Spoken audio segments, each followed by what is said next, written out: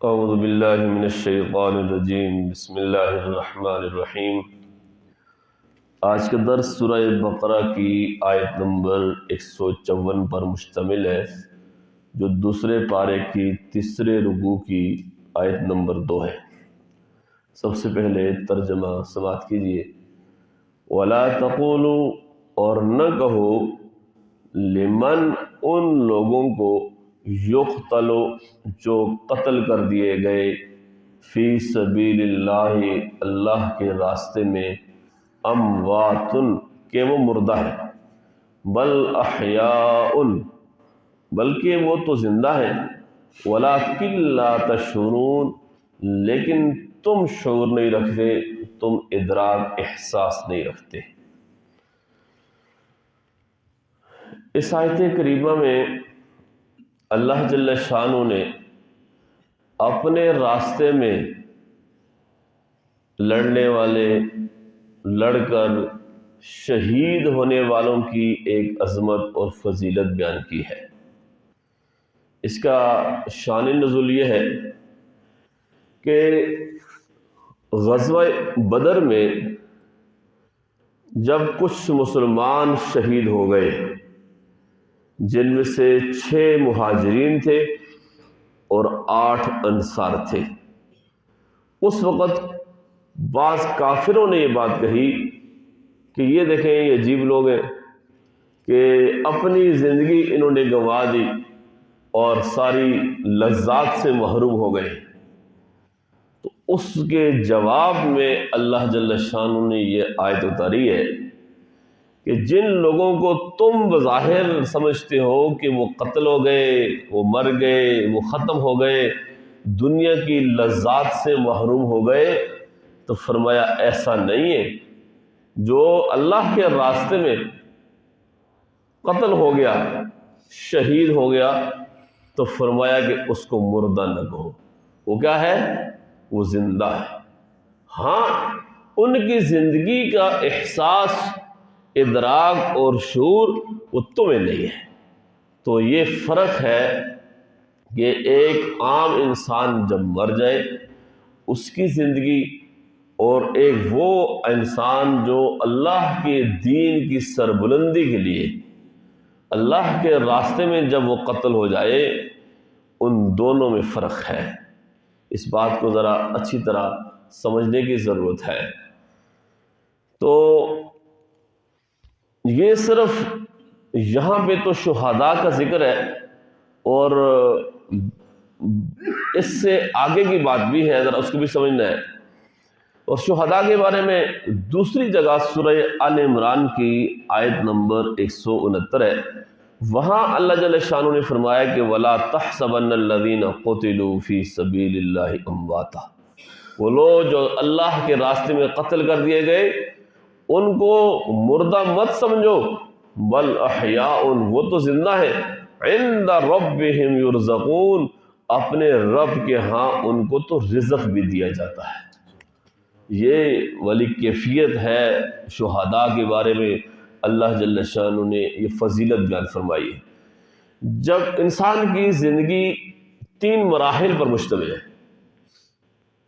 ایک اس کی وہ زندگی ہے جو پیدائش سے لے کر اس کی وفات تک ہے، اس کو دنیا کی زندگی کہتے ہیں۔ ایک اس کی زندگی وہ ہے جب اس کی روح نکال دی جاتی ہے اور محشر کے، قیامت کے قائم ہونے تک وہ قبر میں ہے، وہ والی زندگی ایک الگ زندگی ہے، اس کو برزخی زندگی کہتے ہیں، حیات برزخی کہتے ہیں۔ قرآن کریم کے اندر سورہ مومنون میں ہے کہ وَمِن وَرَائِهِمْ بَرْزَخٌ إِلَى يَوْمِ يُبْعَثُونَ، فرمایا کہ ان کے بعد ایک برزخ ہے، ایک عالم برزخ ہے، ایک برزخ کی زندگی ہے، کب تک ہے؟ الی یوم یبعثون، جب ان تک ان کو دوبارہ زندہ کیا جائے گا، یعنی قیامت کے دن۔ تو یہ جو دوسرا مرحلہ ہے زندگی کا، وہ حیات برزخی زندگی ہے۔ اور پھر ایک تیسرا جو مرحلہ ہے جب سارے لوگ زندہ ہو جائیں گے، تو یہ آخرت کی زندگی ہے۔ چاہے کوئی جنت میں جاتا ہے یا جہنم میں جاتا ہے، لیکن زندگی اس کی پھر شروع ہو گئی ہے۔ تو یہ زندگی کی 3 مراحل ہو گئی، ایک دنیوی زندگی ہے، برزخی زندگی ہے، اور پھر اخروی زندگی ہے۔ جب عام ایک انسان مر جاتا ہے تو جب اس کو قبر میں ڈال دیا جاتا ہے تو کچھ دنوں کے بعد 40 دن کے قریب یا آگے پیچھے اس کی اس جسم کو مٹی کھا جاتی ہے، بالکل ختم ہو جاتا ہے، چورا چورا ریزہ ریز ہو جاتا ہے۔ بات بڑی انہوں نے مختلف گزاری تھی، انہوں نے اللہ کی خاطر، جس طرح ایک شہید نے نا اللہ کی خاطر اپنی جان قربان کر دی، وار کر دی، قتل ہو گیا، تو کچھ ایسے لوگ بھی ہوتے ہیں کہ جنہوں نے بظاہر تو ان کا جسم ہے اور ان کی جان بھی ہے، روح بھی ہے، لیکن انہوں نے اللہ کی خاطر اپنے اس جسم کو، نفس کو مار دیا، تو اس وجہ سے وہ بھی ان میں شامل ہوں گے، شہداء کے درجے کے برابر۔ وہ بھی جب مر جاتے ہیں تو اگرچہ بظاہر وہ قتل نہیں ہوتے، لیکن دنیا میں انہوں نے مجاہدہ اتنا کیا ہوتا ہے گویا کہ اپنے نفس کو انہوں نے قتل کیا ہوتا ہے۔ تو اللہ جل شانہ ایسے نیک لوگوں کی جو جسم ہے اس کو بھی وہ مٹی نہیں کھاتی ہے، وہ بھی پھر اس حکم میں ہے، وہ بھی زندہ ہے۔ اور پھر اس سے آگے ایک اور درجہ ہے انبیاء کا۔ انبیاء علیہم السلام کا درجہ اس سے بھی اوپر کا ہے۔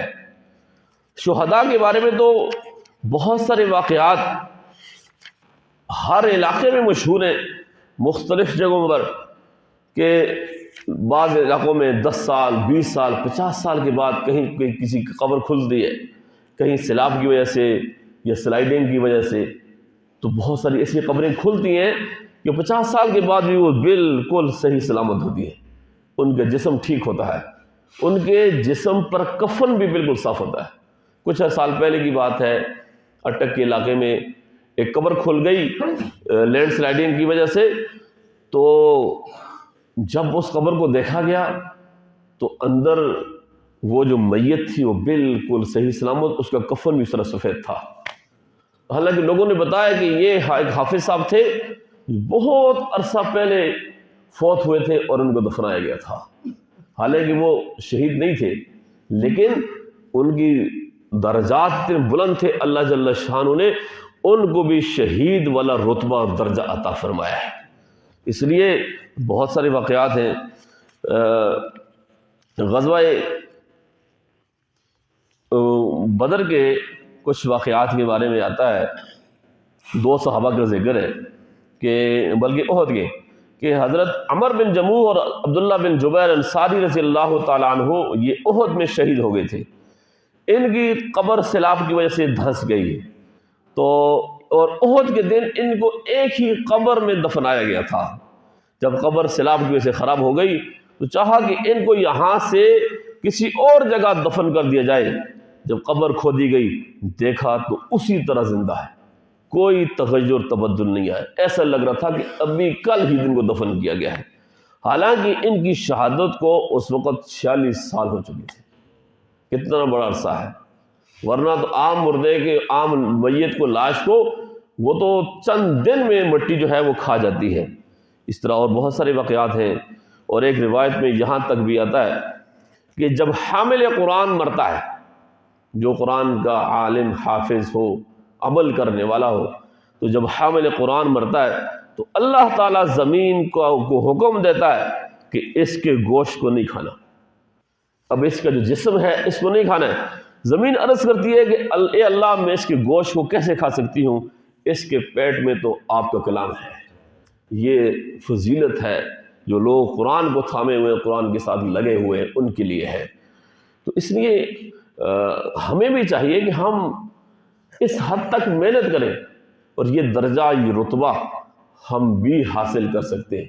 ہر شخص جو اللہ کی نافرمانی سے بچتا ہے اور اللہ کی رضا کی خاطر اپنے نفس کو مار دیتا ہے، خواہ وہ جا کے جہاد میں شہید ہو جائے، وہ تو بڑا رتبہ ہے، یا پھر عام حالات کے اندر بھی وہ گناہ سوچے نہ، گناہ کے قریب تک نہ جائے، تو وہ شخص بھی اس درجے کو حاصل کر سکتا ہے، اللہ کے قرآن کے ساتھ لگ جائے تو۔ یہ شہداء کی جو زندگی ہے اس کے بارے میں اللہ نے فرما دیا کہ یہ زندہ ہے، لیکن ایک تیسرا درجہ ہے انبیاء کا، جو سب سے اعلیٰ درجہ ہے۔ انبیاء علیہ السلام جب دنیا سے انتقال کرتے ہیں، چلے جاتے ہیں، تو ان کی جسم صحیح سلامت اسی حالت میں رہتا ہے۔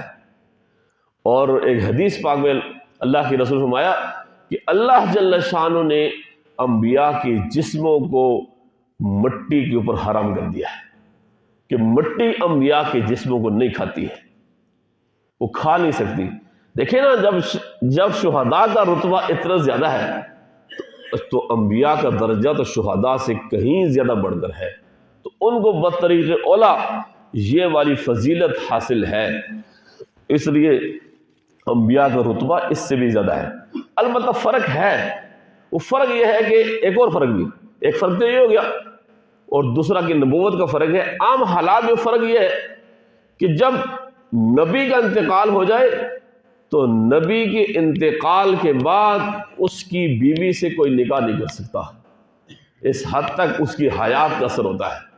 ہاں، شہید کی حیات اس سے کم ہے، تو جب شہید آدمی ہو جاتا ہے، قتل ہو جاتا ہے اللہ کے راستے میں، تو اس کے بعد اس کی بیوی سے کوئی اور شخص نکاح کر سکتا ہے، اس کی بیوی کو بھی یہ اجازت ہے۔ تو یہی فرق ہے یہ۔ تو بہرکیف جتنے لوگ بھی اللہ کی دین کی سربلندی کے لیے اللہ کے راستے میں قتل ہوتے ہیں، تو اللہ جل شان نے ان کی یہاں عظمت کو، ان کی فضیلت کو بیان فرمایا۔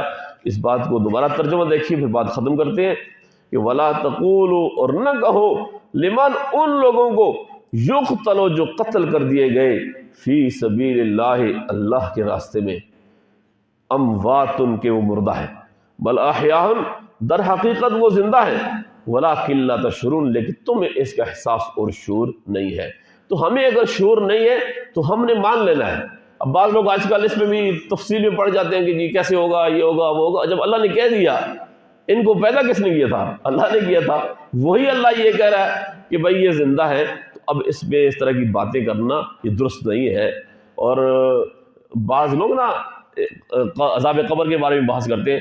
امام غزالی رحمۃ اللہ علیہ کے قول وہ فرماتے ہیں کہ عذاب قبر کو لوگ کچھ نہیں مانتے، اور وہ چاہتے ہیں کہ ہم دیکھ لیں، اس جسم کے ساتھ، ان آنکھوں کے ساتھ ہم دیکھ نہیں سکتے، اس لیے کہ وہ الگ جہاں ہے۔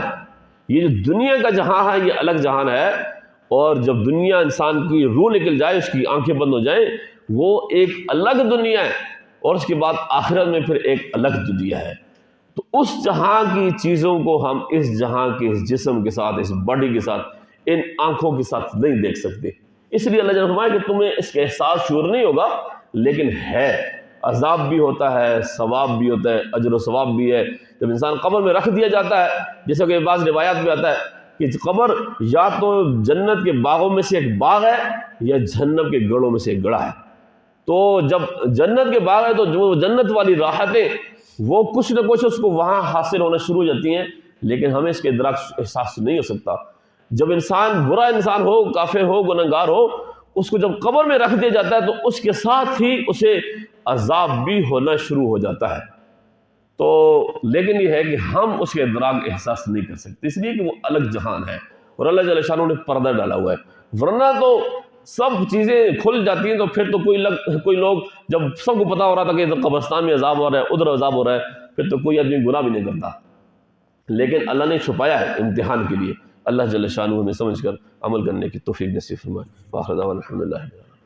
اللہم صلی علی